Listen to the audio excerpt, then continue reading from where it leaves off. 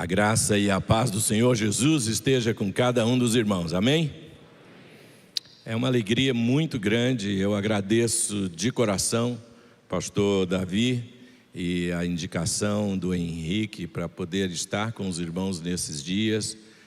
Trago o abraço da Igreja Batista do Olho d'Água, em São Luís, a igreja que tem o privilégio de servir.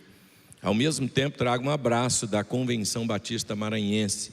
E hoje, no estado do Maranhão, com 608 igrejas e congregações, nós estamos ainda com muitos desafios no estado do Maranhão para a evangelização daquele estado. Devo dizer, e uma vez que terminamos hoje esta conferência, conhecendo e lidando com o pastor Davi, desde a primeira vez que o Henrique me apresentou, eu devo dizer aos irmãos, embora não precise, cuidem bem desse pastor. Homens de Deus estão raros nos dias de hoje, a gente acompanha isso pela internet e é tão delicado. Há homens que lideram com a palavra, com a direção do Espírito Santo. Pastor Davi, é um privilégio estar aqui e compartilhar com os irmãos nesses dias. Muito obrigado de coração. A irmã Cláudia e o pastor Eduardo tinham pedido e ver se havia possibilidade da minha esposa vir estar com os irmãos também. Ela não pôde estar, a gente vai viajar recentemente, daqui poucos dias, para estar com os nossos filhos e netos que moram fora do Brasil. E a minha esposa já tinha marcado coisas de saúde para sábado e para segunda-feira, então ela não pôde estar. Mas ela gravou um vídeo de saudação aos irmãos, eu pedi que ela fizesse isso e bondosamente a irmã Cláudia e o pastor Eduardo disseram que sim, eu pedi permissão para o pastor Davi e ele disse que eu posso passar o vídeo para os irmãos. Vamos assistir então a saudação da minha esposa. Olá, irmãos da Igreja Batista Memorial de Brasília. É com grande alegria que venho aqui estar com vocês nesse momentinho, pelo vídeo, e agradecer a Deus pela vida da igreja, pela vida dos irmãos, e espero em nome de Jesus que Deus use poderosamente a vida de Gedaías. Infelizmente, eu não consegui ir por motivo de força maior, mas desejo as mais preciosas bênçãos sobre a vida de vocês, das famílias, a vida do casamento de vocês, que vocês sejam ricamente abençoados por Deus. Um beijo no coração de vocês.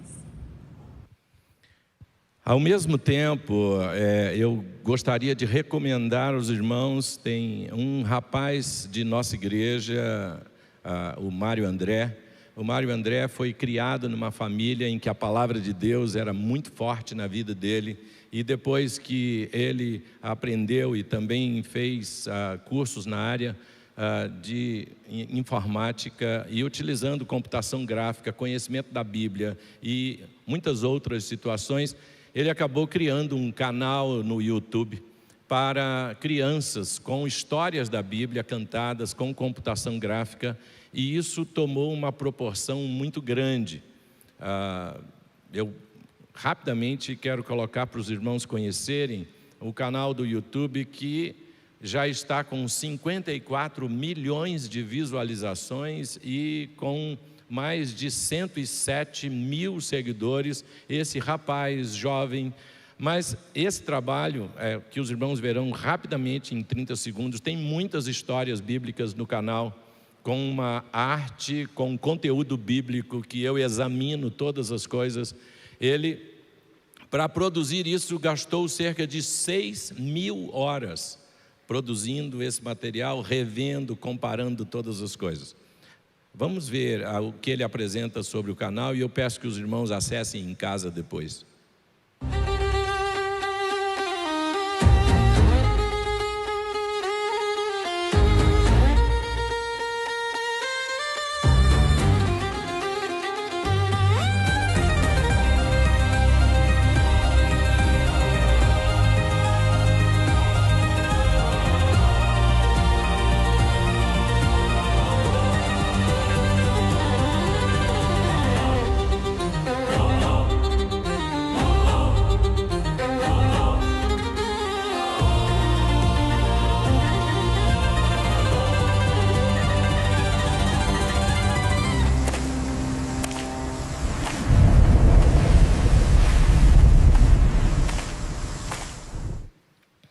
Essa cena final do apóstolo Pedro andando sobre as águas é um charme.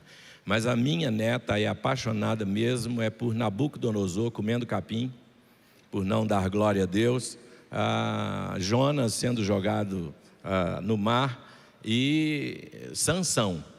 Tem um pedacinho de Sansão aí. Então, eu sei que vai ser muito útil para as crianças.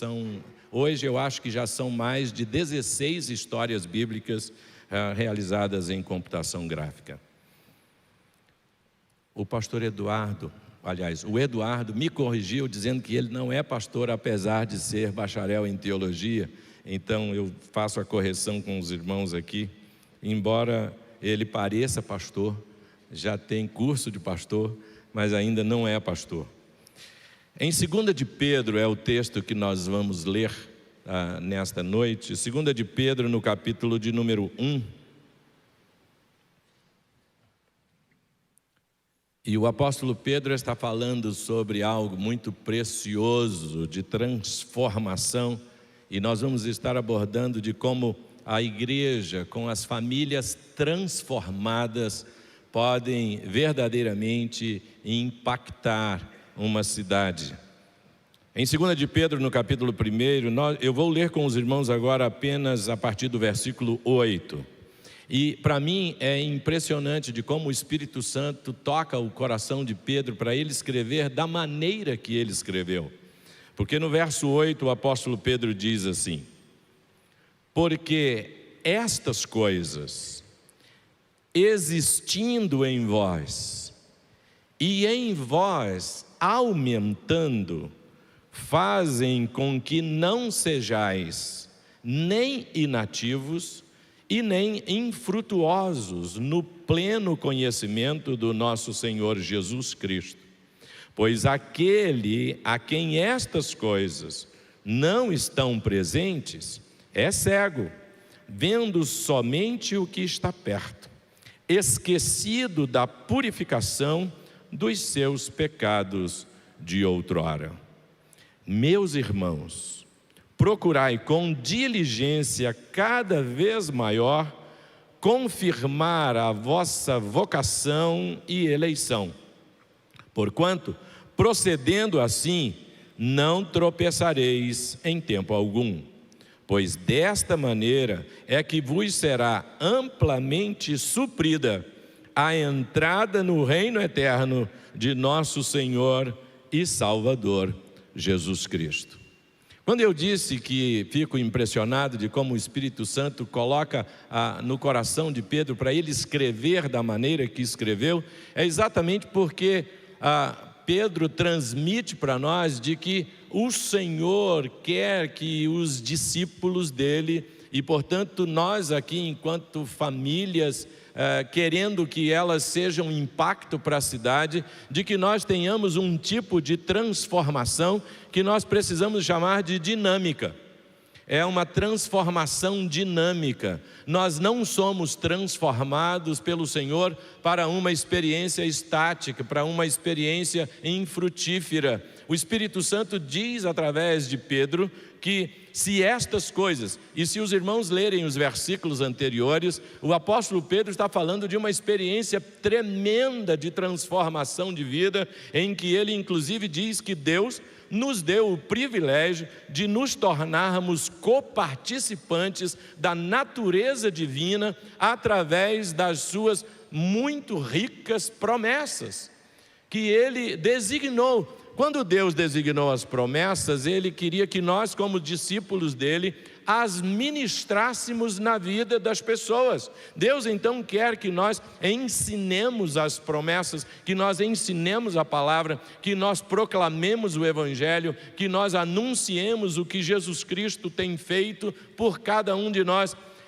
E Pedro, depois de explicar tudo o que o Espírito Santo quer ver na vida de cada um de nós, em cada um de nós enquanto família, e enquanto eu estava ouvindo os irmãos que falaram aqui, à medida dos pequenos grupos e como os lares podem ser utilizados para desenvolvimento, multiplicação, e como é mais fácil a gente convidar um amigo para vir à nossa casa para participar do estudo da palavra de Deus, e como isso toca e transforma a vida de pessoas.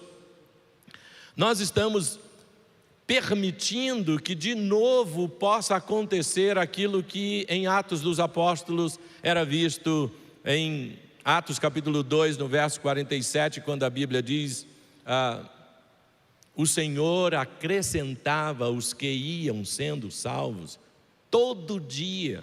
Não precisava de uma campanha especial para pessoas serem salvas. Os discípulos de Jesus compartilhavam isso. Em Atos 5:42, a Bíblia registra que era todos os dias no templo e de casa em casa, não cessavam de anunciar Jesus. Deus então quer que nós tenhamos as famílias verdadeiramente transformadas pelo seu poder maravilhoso. E quando as famílias da igreja estão verdadeiramente transformadas, e eu não sei se alguém já teria dito, não é minha observação, mas é de um outro colega pastor, em que ele às vezes, em que ele fala sobre como às vezes nós não percebemos, até mesmo nas orações que nós fazemos, sobre o ensinamento da Escritura que nós temos. O exemplo que ele dá é o seguinte: vocês já observaram que nós costumamos, nas nossas orações, a gente costuma dizer que o Senhor possa, que o Senhor possa, que o Senhor possa. Irmãos, Ele pode. Então a gente não precisa dizer que o Senhor possa. É bem verdade que a gente acabou pegando esse vício de linguagem, da tradução que os nossos missionários americanos deram para nós, quando eles ensinaram há muitos e muitos anos atrás, mas nós não precisamos utilizar. Porque em inglês, quando se ora para dizer o que Deus vai fazer, é utilizado o verbo may, que é permitir, e não o verbo can, que é habilidade para fazer. Mas quando a gente diz em português que o Senhor possa, a gente está na nossa oração dizendo que a gente não sabe ainda se Ele pode. Outra correção que a gente acaba fazendo por vício de costume no nosso procedimento é quando a gente começa nossas orações dizendo assim: Senhor Deus, entrando na Tua presença, na Bíblia a gente diz que só existem 2 reinos, e se a gente não estava na presença de Deus, a gente estava na presença de quem? O pior é quando termina a oração a ideia de que eu estou saindo da presença de Deus. Irmãos, a ideia de que Deus quer que as famílias sejam transformadas é para que o Evangelho continue sendo vivenciado por cada um de nós em todos os dias da semana. Então, quando nós vamos para o nosso trabalho do dia a dia, na segunda-feira, na terça, na quarta, na quinta, na sexta, no sábado, no domingo, ou quando viajamos de lazer ou de férias, ou quando nós estamos em reuniões de negócios, ou quando nós estamos em reuniões de família, com familiares, o Evangelho é para continuar, e nós continuamos em atitude de adoração ao Senhor. Nós estamos e devemos viver esta prática de transformação que transforma as famílias como um todo. É tão difícil a gente considerar a ideia de que a gente só adora quando a gente se reúne num local tão bonito quanto este, quanto a gente se reúne, mas a adoração ao Senhor é, na verdade, hoje apresentada aqui, quando nós trazemos conosco as nossas atitudes que foram vivenciadas durante a semana. Então, o que nós fizemos e o que falamos, o que tratamos e como agimos durante a semana, agora a gente traz diante do Senhor para oferecer a Ele adoração e reverência. Deus quer famílias transformadas, e famílias transformadas reúnem-se para adorar a Deus. O Salmo de número 95, versos 1 e 6, o Salmo 81, no verso 1, Em 2 Crônicas, capítulo 29, verso 30, são algumas referências bíblicas de como Deus quer que famílias transformadas estejam vivendo em adoração. E como é importante saber que nós adoramos a Deus no ambiente familiar, mas de que as famílias adoram a Deus quando vão os jovens, adolescentes, na universidade, na escola secundária, e quando nós estamos onde estivermos. Eu era muito jovem ainda, estava no 2º ano do seminário, em Campos dos Goitacazes, já tinha aceito fazer trabalhos missionários no interior do Piauí, e naquele tempo, num programa especial que a Convenção Batista do Piauí estava fazendo, eu aceitei o desafio de viajar do Rio de Janeiro até o interior do Piauí de ônibus.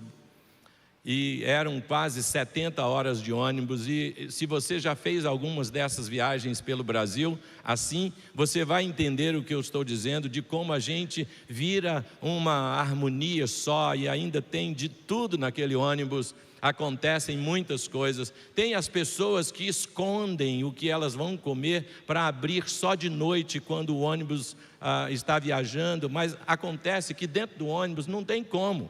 Abriu a lata de Neston de frito, dos pedaços de frango com farinha, não tem jeito, cheira e até acordam as pessoas.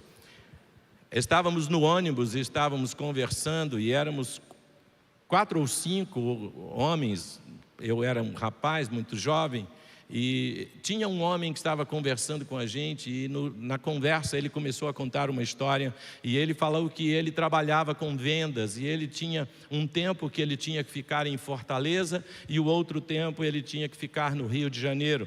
Metade do mês ele ficava em Fortaleza, metade do mês ele ficava no Rio, e depois ele concluiu assim: ora, se eu estou 15 dias em Fortaleza e 15 dias no Rio de Janeiro, logo eu tenho que ter 2 mulheres, uma em Fortaleza e uma no Rio de Janeiro. Vocês não concordam?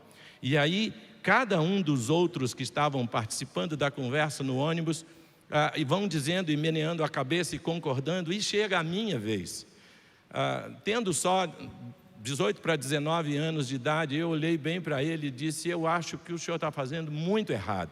Aí quando eu falei isso, no ônibus parou a atenção, todo mundo se virou contra mim, a conversa começou a se dissolver, mas um casal que estava bem perto, já com certa idade avançada, eles me chamaram, puxaram minha roupa e disseram assim: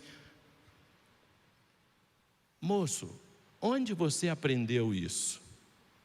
E eu disse: eu aprendi na palavra de Deus. E eu fui até a minha mala, peguei a minha Bíblia e sentei no braço da poltrona deles, e como a gente estava ali e não ia embora para nenhum outro lugar, eu falei tudo o que podia e deveria falar sobre a palavra de Deus para aquele casal, e eles então me deram a chance, a oportunidade, e eu perguntei se eles queriam entregar a vida deles a Jesus, e eles disseram que sim, e a salvação aconteceu ali no ônibus. Nós não precisamos esperar um momento em que, para expor o princípio, e às vezes acontece, talvez não aconteça isto aqui entre os irmãos na Memorial Batista, porque os irmãos já estão há muitos anos como igreja existindo, mas em tantos outros lugares eu encontro isto. Uma pessoa às vezes tem um amigo, e o seu amigo expõe a necessidade do evangelho, e a pessoa diz assim: um minutinho só. Aí liga para o pastor Davi ou para algum dos pastores da igreja e diz: pastor, o senhor pode vir aqui agora, porque tem uma pessoa que quer entregar a sua vida a Jesus. Não há, desculpa pastor, não há necessidade de você fazer isso, de chamar um pastor para você ter esse momento, quando você sabe o que é que precisa fazer, apenas de levar aquela pessoa a orar e entregar a sua vida, porque a nossa vida tem que continuar em adoração ao Senhor durante todos os dias da semana. No Salmo de número 119, do verso 55 a 57, as famílias transformadas, elas obedecem ao Senhor incondicionalmente. A declaração do salmista, aliás, o Salmo 119, todo ele é a admiração do salmista para a palavra de Deus, para os preceitos do Senhor, para os juízos do Senhor, para os mandamentos do Senhor, para os ensinamentos do Senhor, para as leis do Senhor. Todos os 186 versículos daquele salmo são de fato para que nós conheçamos o valor que tem a palavra de Deus para nós.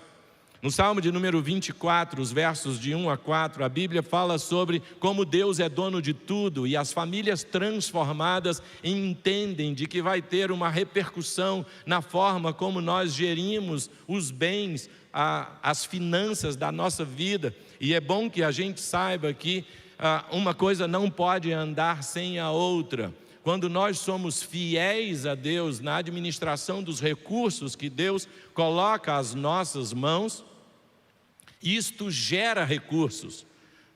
Como eu falei hoje de manhã um pouco, lá com 14 anos de idade, quando eu comecei a trabalhar pela primeira vez, com carteira assinada, inclusive, o meu pai me ensinou: meu filho, nunca deixe de ser fiel a Deus, devolvendo ao Senhor o que é dele. E você vai ver como Deus é fiel, independente de você querer negociar ou não, porque não é negociação. É reconhecimento, é gratidão. Quando nós somos fiéis na gestão dos recursos, e aí é impressionante, eu imagino que alguns de vocês já tenham ido aos Estados Unidos, e nos Estados Unidos tem uma rede de fast food, que é de um servo de Deus muito dedicado, tão dedicado que, por incrível que pareça, e por ser um fast food, ele não abre aos domingos, e mesmo tendo loja dentro de shopping center, a loja dele é a única que não abre domingo, e os shoppings respeitam a atitude dele. E como ele faz o investimento, um dos membros da família que é sócio, a rede é Chicken Filet, não existe aqui para nós no Brasil. É muito agradável o sanduíche, é só de frango, e então eles escolheram a forma de divulgar, que é uma vaquinha dizendo: comam mais frango, para sair dos hambúrgueres tradicionais. Agora, quando eu cheguei aos Estados Unidos em 2000, eu fiquei surpreso, porque na época, quando ainda na igreja que eu pastoreei lá, ainda tínhamos também o boletim impresso, como os irmãos têm aqui até hoje.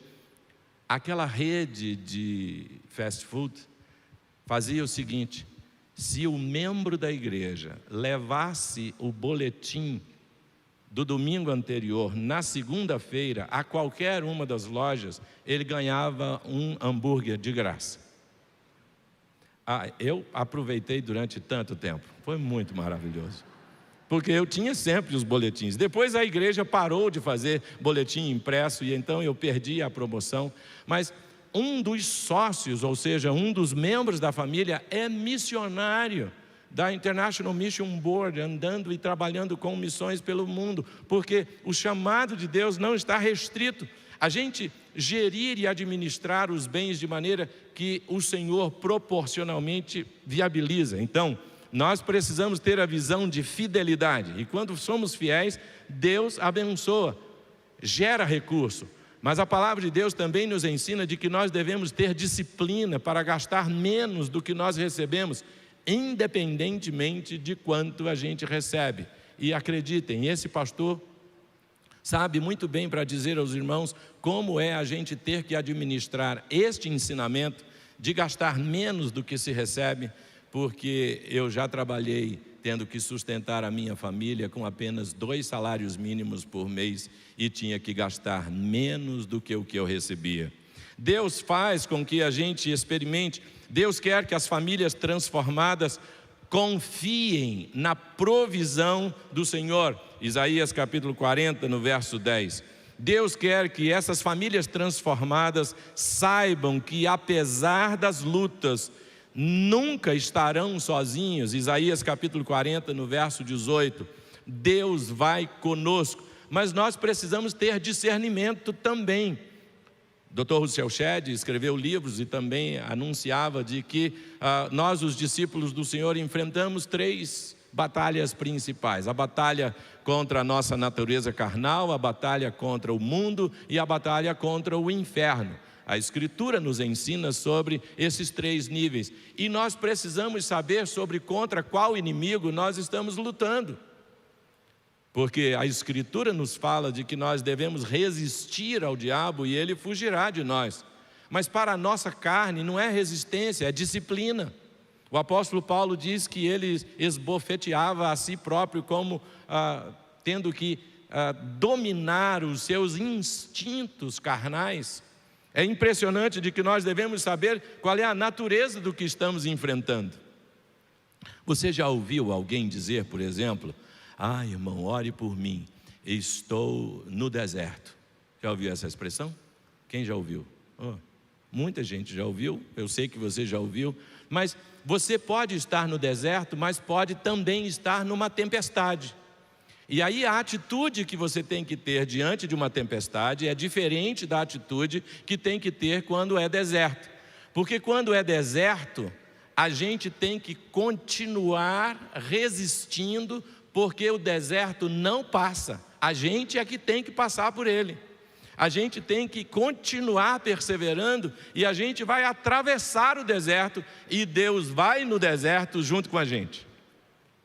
Mas se for tempestade a gente não enfrenta. Acreditem, eu estava lá nos Estados Unidos em 2004, quando o furacão Charles passou por lá, e a gente foi acompanhando pela televisão todo aquele trabalho que a Defesa Civil faz, e acompanhando, e eu fui vendo o olho do furacão Charles está na avenida, na rua tal, e quando chegou perto da nossa casa, acabou a energia, as palmeiras que dobravam todas até o chão, tudo apagou por um período pequeno de tempo, ficamos sem energia, sem nada, e depois a gente assistiu algumas reportagens de pessoas que resolveram enfrentar a tempestade. Tempestade a gente não enfrenta, tempestade a gente se recolhe, a gente se aguarda, porque a tempestade passa, mas a gente tem que passar pelo deserto. Nós devemos saber que Deus nunca nos deixa só, seja na tempestade, seja no deserto, seja na provação, tribulação, seja em qualquer situação que nós tenhamos que enfrentar, o Senhor garante que estará conosco. Deus quer famílias transformadas que vivam uma vida de constante consagração. Em Efésios capítulo 5, versos 22 e 25, capítulo 6, versos de 1 a 4. Pastoreando na década de 90 a Igreja Batista da Praia do Calhau, em São Luís, nós tínhamos o hábito de que a pessoa, para fazer um pedido de oração na igreja, ela tinha que recitar um versículo, e cada vez tinha que ser um versículo novo. Então não podia fazer pedido de oração se não trouxesse um versículo memorizado. E aí foi interessante que tinha um garoto que ele decorou um versículo, e esse versículo que ele decorou dizia assim: não provoqueis a ira aos vossos filhos. E toda vez que ele ia pedir orações, ele queria falar o mesmo versículo. Depois nós procuramos trabalhar e viver com os pais deles para verificar, porque as famílias transformadas precisam estar em constante consagração ao Senhor. Nós vamos ver isso um pouco mais à frente, com mais profundidade. Em Atos capítulo 16, versos de 31 a 33, nós vemos o carcereiro convertido de quando Saulo foi liberto da prisão, e naquele tempo ele o levou, curou as feridas dele e de Silas, e diz a Escritura de que o Evangelho não chegou apenas para aquele carcereiro, mas também chegou para toda a sua casa, e o apóstolo Paulo batizou todos eles. E então a consagração, a entrega, querer e saber que o nosso lar é uma extensão e ao mesmo tempo é a origem de tudo o que Deus quer fazer na sociedade.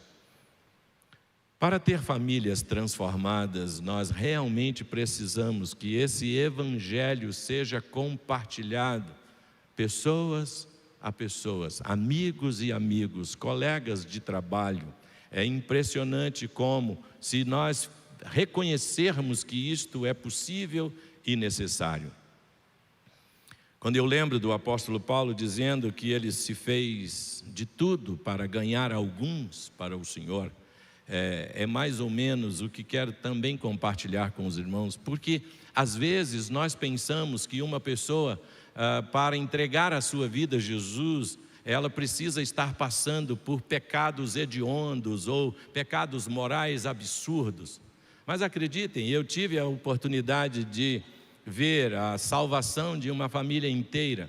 E era um homem muito rico, brasileiro da Bahia, e ele enviou o filho dele para estudar administração na Universidade de Central Florida, que é em Orlando.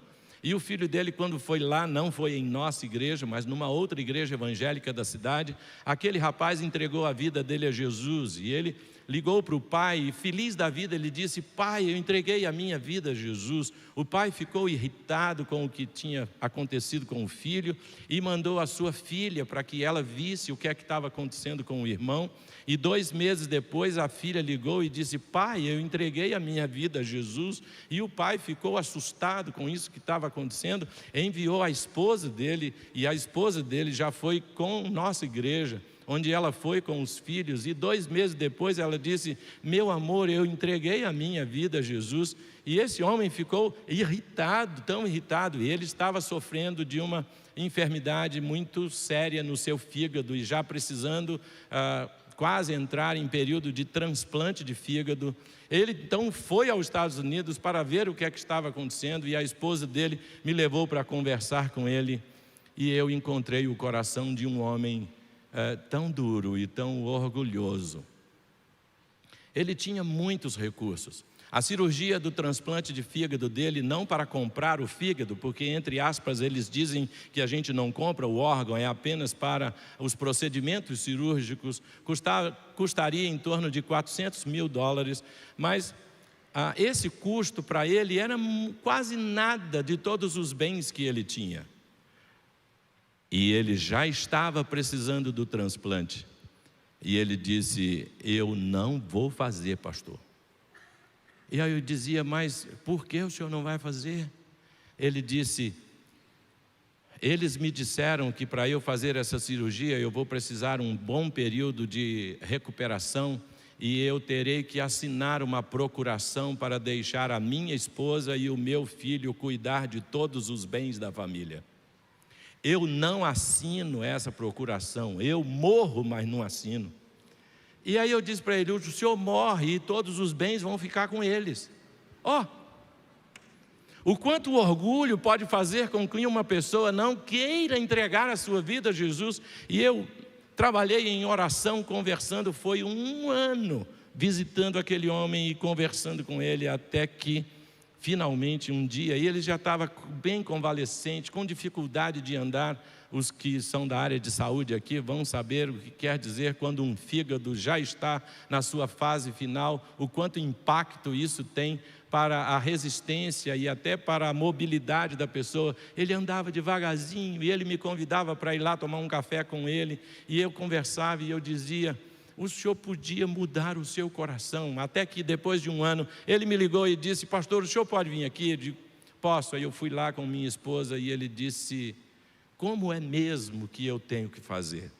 Eu disse: o senhor precisa engolir tudo que o senhor já falou contra Deus, contra a Bíblia, contra Jesus e contra a nova vida da sua esposa e dos seus filhos, e reconhecer o seu orgulho, entregar a sua vida a Jesus, assinar dessa procuração, e eu sei que Deus vai abençoar a sua vida, porque Ele vai te dar a salvação, e o senhor ainda tem um bom tempo de sobrevida, homem. E ele disse: Deus tocou meu coração de ontem para hoje e eu quero fazer isso. Nós dobramos os joelhos juntos, ele orou ao Senhor, reconheceu, pediu perdão a Deus, agradeceu a salvação de Jesus, foi marcada a cirurgia para ele, entrou na fila para poder receber. Na cirurgia eu fui junto com ele para o hospital. E é impressionante, quando ele recebeu um fígado novo, ele já voltou de lá com o rosto corado, transformado. E 6 meses depois, a esposa e o filho marcaram um momento, eu fui de novo lá e a esposa e o filho estavam rasgando a procuração e dando a ele de novo o direito para administrar os seus bens. Eu o batizei, ele teve Jesus, mas o que aquele homem tinha era uma coisa chamada orgulho e dureza de coração. Alguns de nós precisamos vencer isso para nos render a Jesus, porque as famílias só são transformadas se elas verdadeiramente experimentarem o que a Bíblia nos trata por salvação. E é como impressionante está escrito em Romanos capítulo 10, nos versos de 9 a 13. Em Romanos 10, de 9 a 13, a palavra de Deus nos diz assim, Romanos 10, de 9 a 13, diz o texto bíblico: se com a tua boca confessares a Jesus como Senhor e em teu coração creres que Deus o ressuscitou dentre os mortos, serás salvo. Porque com o coração se crê para a justiça e com a boca se confessa a respeito da salvação. Porquanto a Escritura diz, todo aquele que nele crê não será confundido, pois não há distinção entre judeu e grego, uma vez que o mesmo é o Senhor de todos, rico para com todos os que o invocam. Porque todo aquele que invocar o nome do Senhor será salvo. É tão impressionante quando nós vemos o que a Escritura nos diz sobre isso. E em Efésios capítulo 2, versos de 8 a 10, os irmãos sabem o que o texto diz. Pela graça sois salvos mediante a fé, e isto não vem de vós, é dom de Deus, não vem das obras para que ninguém se glorie. E depois continua no verso 10 dizendo que o Senhor preparou as boas obras para que nós andássemos nelas. Deus quer que nós conheçamos verdadeiramente a salvação. Jesus declara no Evangelho de João, no capítulo 5, no verso 24: na verdade vos digo que quem ouve a minha palavra e crê naquele que me enviou tem a vida eterna. Não entrará mais em juízo, diz uma tradução, a outra diz, não entrará mais em condenação, mas passou da morte para a vida. Em Romanos capítulo 6, no verso 23, a palavra de Deus diz, porque o salário do pecado é a morte, mas o dom gratuito de Deus é a vida eterna em Cristo Jesus. Mas o texto mais precioso que eu gostaria, inclusive, que os irmãos lessem em uníssono, está em Efésios capítulo 1, verso 13, porque depois de expor sobre o plano de salvação que está em Cristo Jesus, o apóstolo Paulo, escrevendo aos Efésios, ele diz assim, os irmãos podem ler?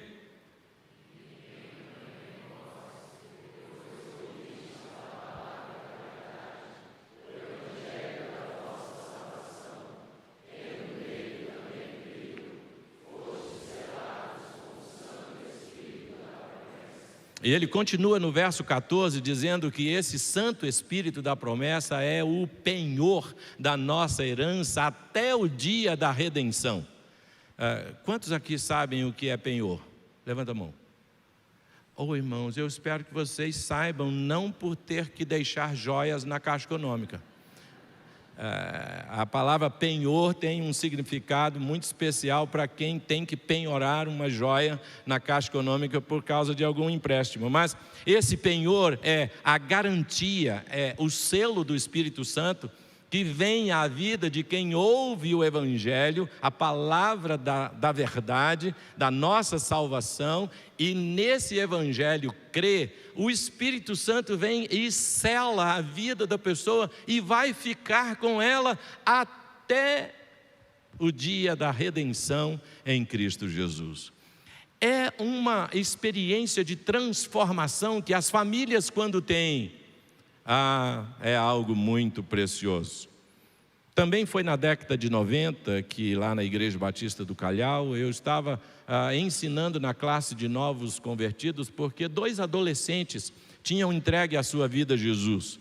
Os pais não queriam saber nem de Deus e nem do Evangelho. Aliás, a mãe daqueles 2 adolescentes era coordenadora do curso de filosofia da Universidade Estadual lá em São Luís.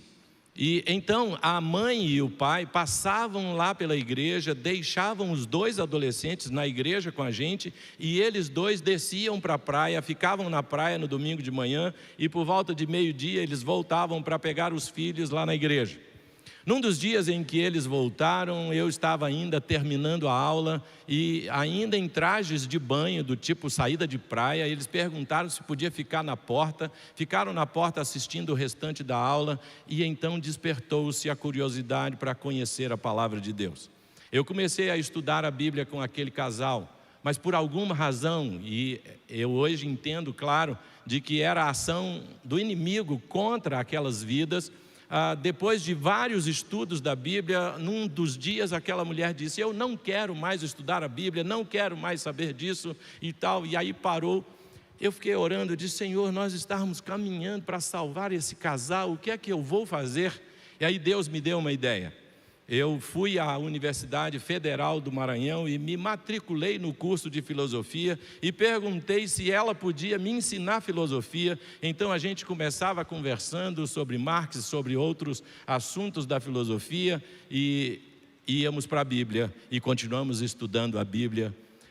Até que ela estava na época do mestrado dela sendo administrado pela Universidade de Havana, em Cuba, e ela estava preparando a defesa do final dos seus estudos.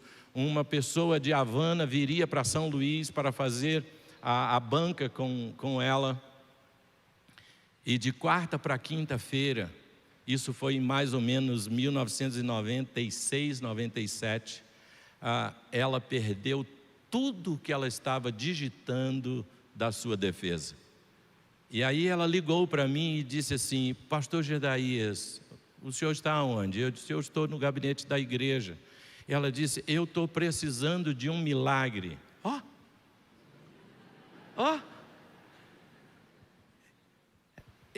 Eu quase peguei o celular, e na época ainda tinha aqueles celulares meio grandes e outros que a gente usava e tal. Eu olhei para o celular assim e disse: a senhora precisa de quê? Ela, já quase chorando, disse: eu preciso de um milagre. Eu disse: então, você pode vir aqui?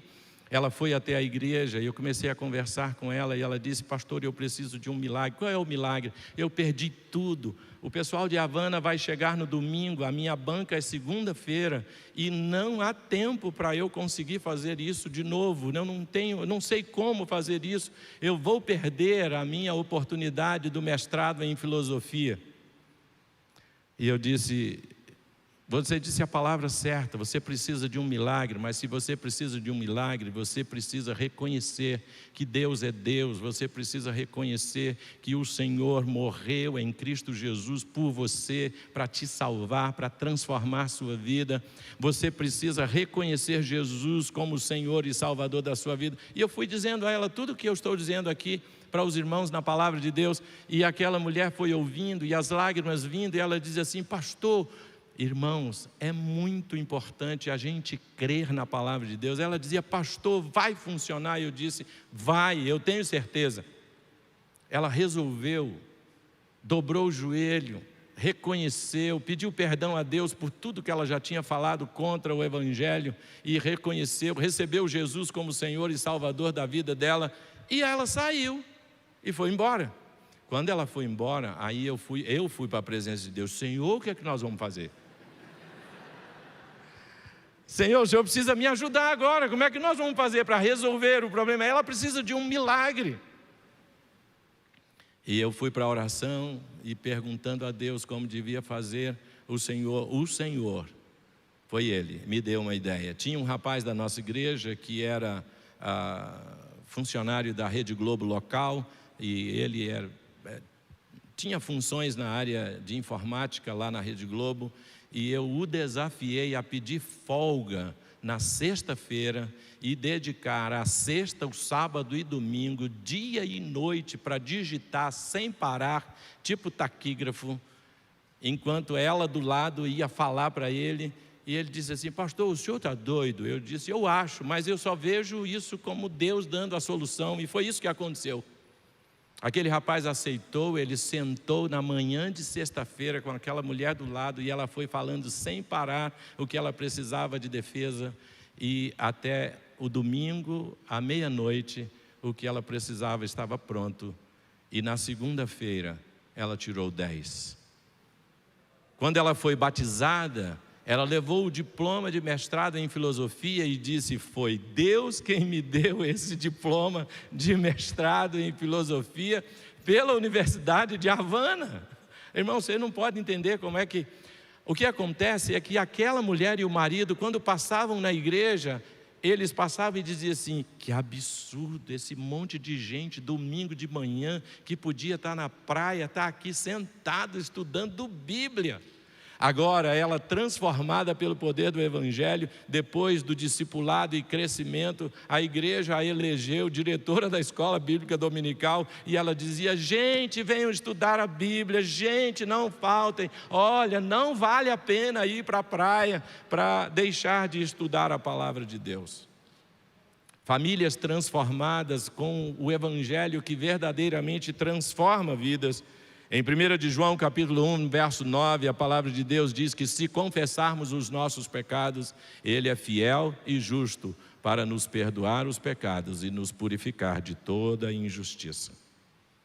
Em Apocalipse capítulo 3, verso 20, a Bíblia diz: embora o texto esteja dito para a igreja de Laodiceia e esteja dito para pessoas que já são discípulos de Jesus, porque eles tinham colocado Jesus para fora da igreja, a gente também utiliza isso no sentido de que o Senhor Jesus está o tempo inteiro à porta daqueles que o colocaram do lado de fora.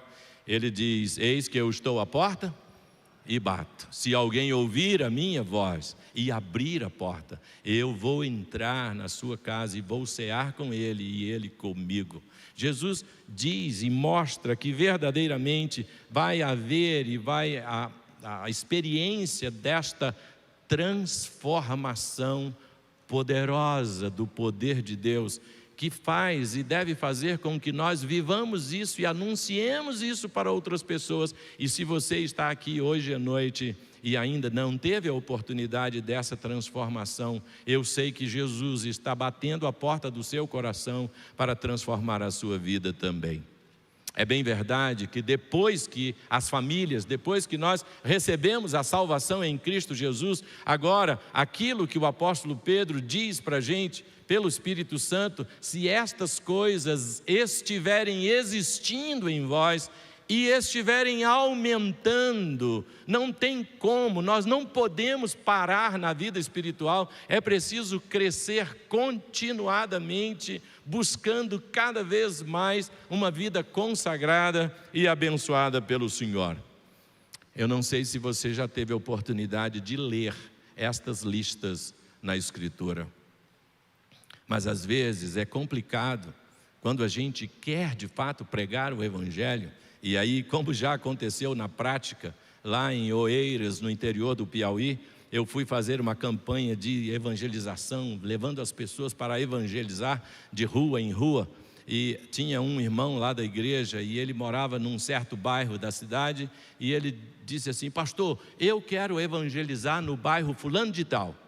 Mas eu estava desafiando as pessoas para que eles saíssem a falar com os vizinhos que moram aí. Ele disse: não, mas eu quero ir para o bairro tal. Aí eu disse: mas irmão, por que o senhor quer ir para um bairro que fica distante do seu bairro? O irmão pode fazer no seu próprio bairro. Ele disse: não, as pessoas do meu bairro me conhecem.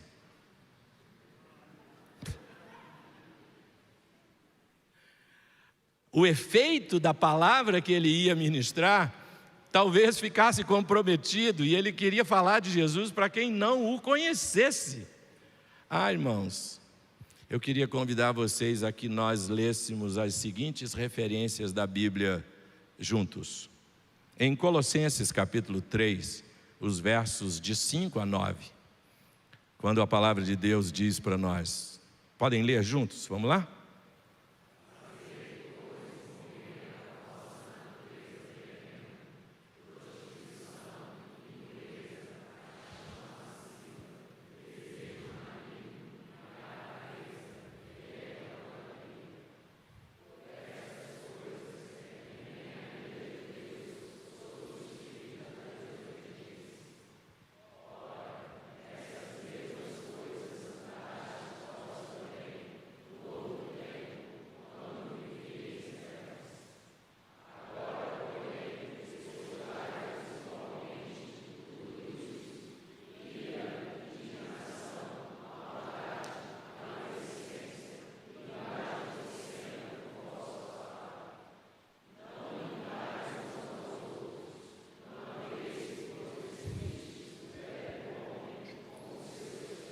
Agora vamos a Apocalipse capítulo 21, verso 8. Em Apocalipse 21, 8, a Escritura diz assim, vamos juntos?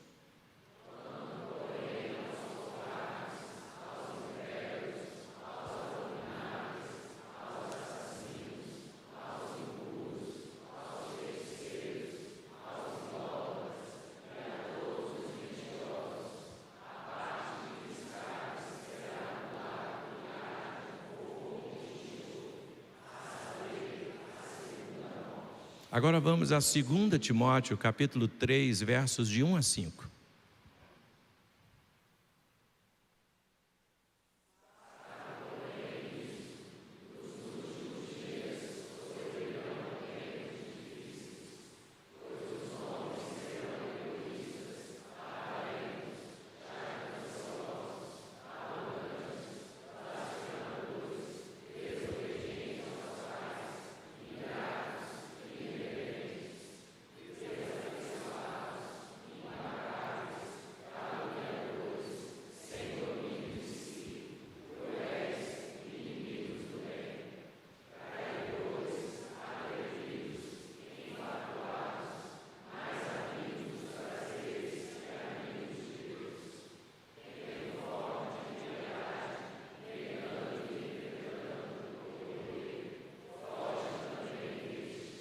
Agora vamos a 1 Coríntios, capítulo 6, versos de 9 a 11.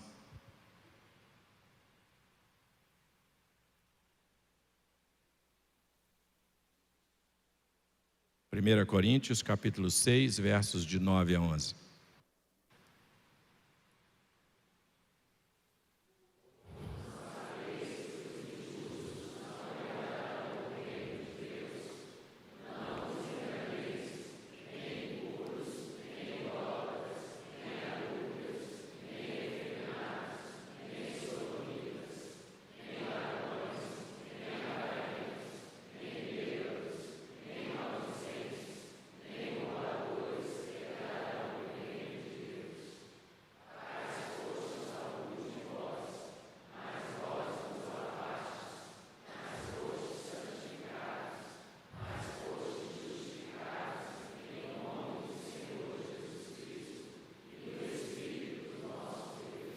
Vocês perceberam esses três verbos que aparecem no versículo de número 11?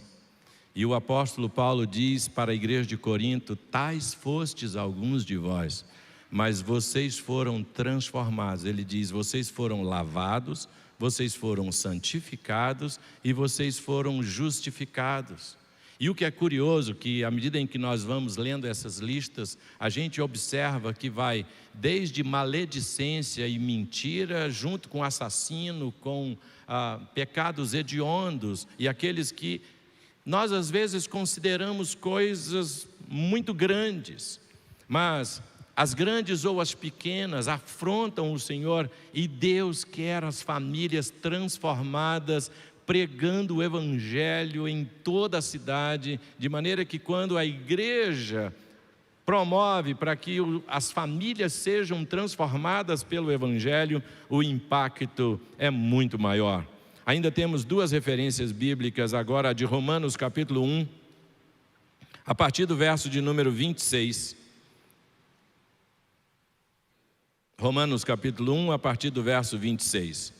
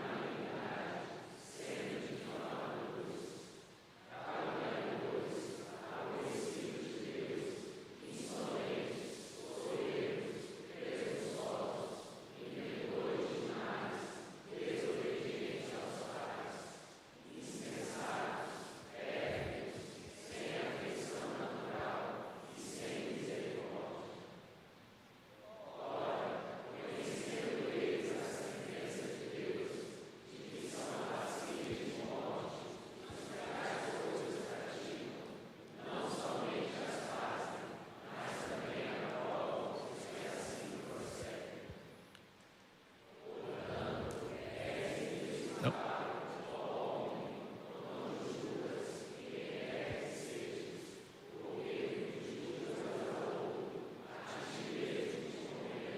Tá bom, aí já entramos. Que condenas. Entramos no capítulo 2, no verso 1. Vamos a Gálatas, capítulo 5, a partir do verso 17.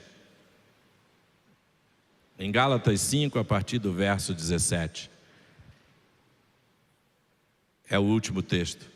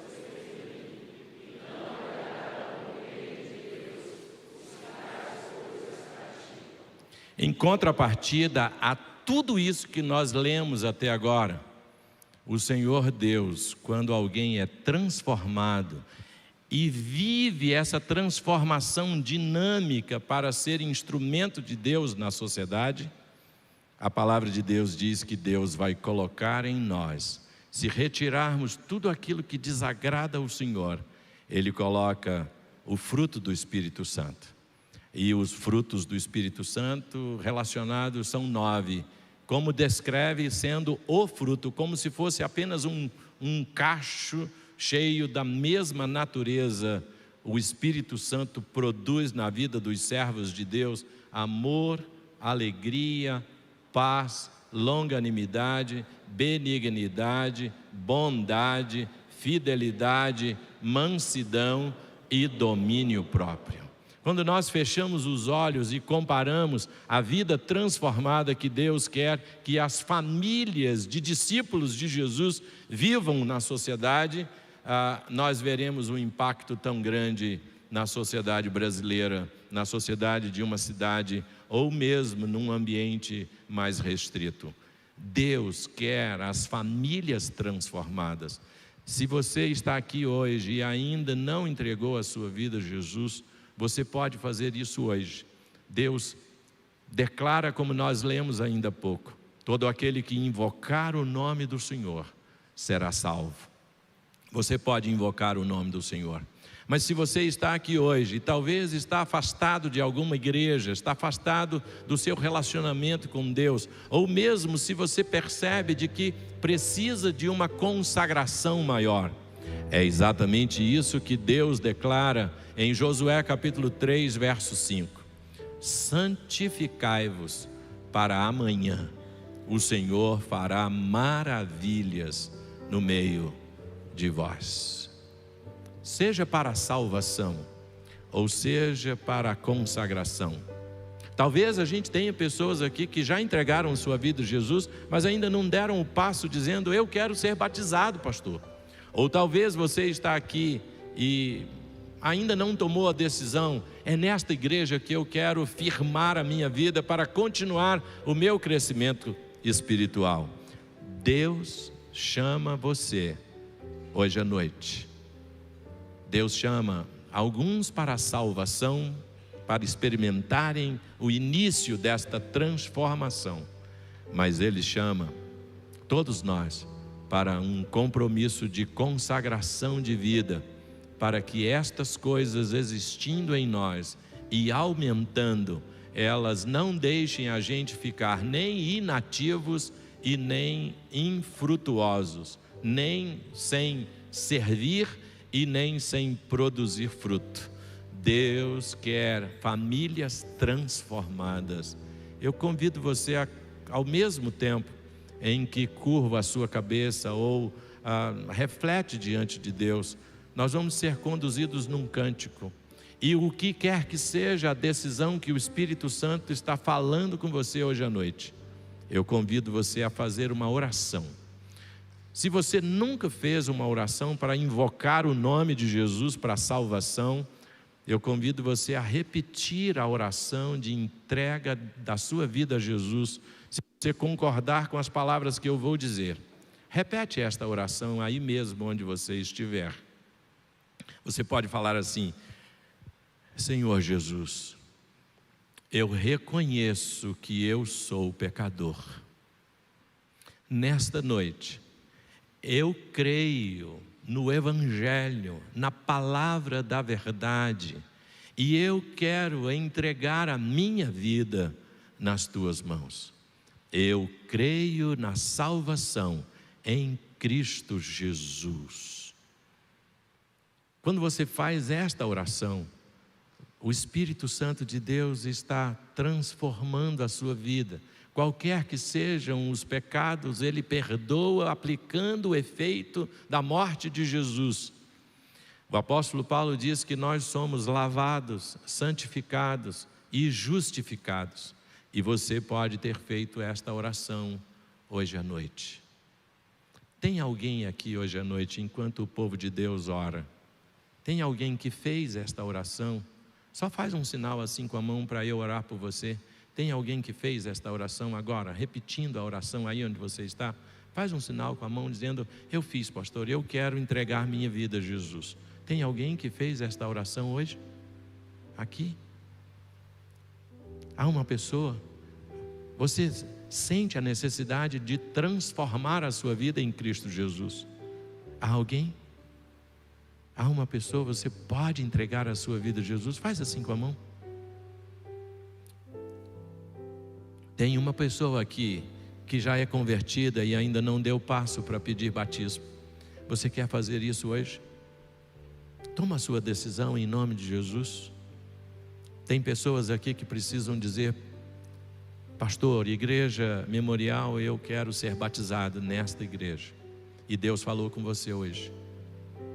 Faz assim com a mão dizendo: eu quero tomar essa decisão. Tem alguém? Você tem esta oportunidade. Tem alguém aqui hoje à noite? Eu sei que Deus está falando com você.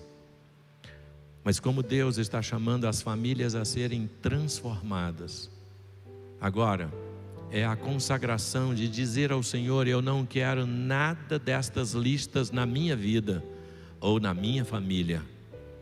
Porque a palavra de Deus é muito clara. Deus quer as famílias transformadas. Tem pessoas na sua família que você quer ver transformadas? A sua própria vida transformada com o Senhor?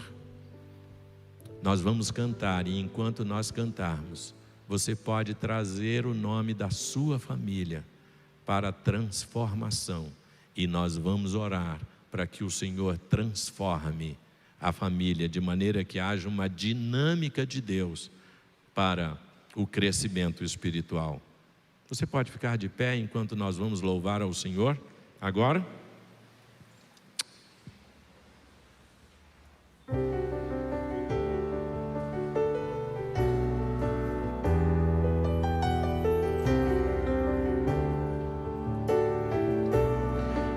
Enquanto nós estivermos cantando, eu quero convidar você a deixar o seu lugar e trazer a sua família para colocar diante de Deus, dizendo: eu quero transformação em membros da minha família, em pessoas na minha própria vida.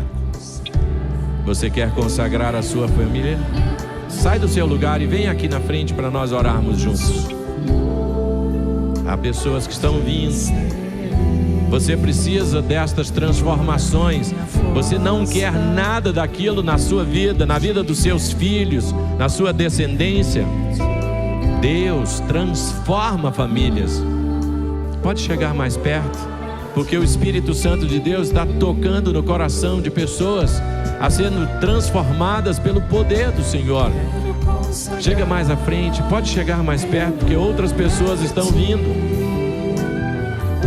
Como é bom a gente observar esta consagração que Deus quer ver.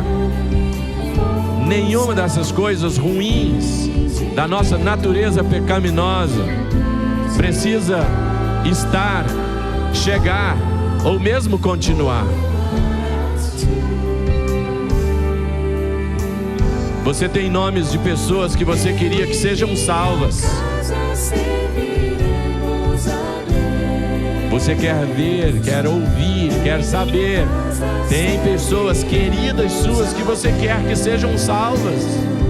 Deus quer usar a sua vida para a salvação. Sai do seu lugar, vem consagrar a sua família ao Senhor. Em nome do Senhor Jesus. Famílias transformadas. Serviremos a Deus. Eu e minha casa serviremos a Deus. Eu e minha casa serviremos a Deus com alegria.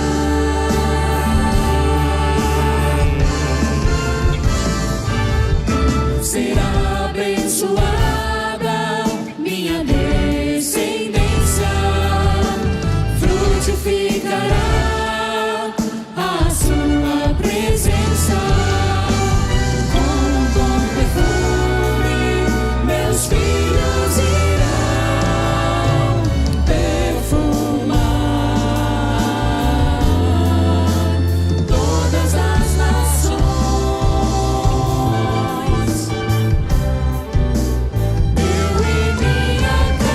Serviremos a Deus. Eu e minha casa serviremos a Deus. Eu e minha casa serviremos a Deus com alegria. Eu e minha casa serviremos a Deus.